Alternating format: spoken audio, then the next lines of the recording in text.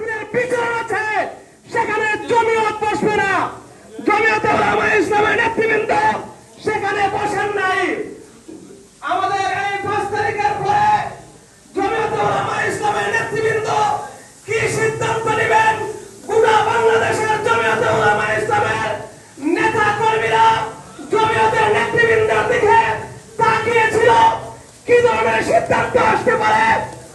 উলামায়ে কেরাম এবং কওমি করোনার অনেক উলামায়ে কেরাম বলেছেন, আমি নিজে সাক্ষী, আমাকে অনেকে বলেছেন গোটা বাংলাদেশের উলামায়ে কেরাম, গোটা ইসলামপন্থীরা একদিকে, জমিয়ত অন্যদিকে।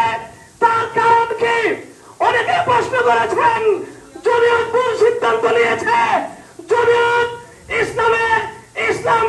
ইসলামের পক্ষে নয়, ইসলামের বিপক্ষে অবস্থান নিয়েছে।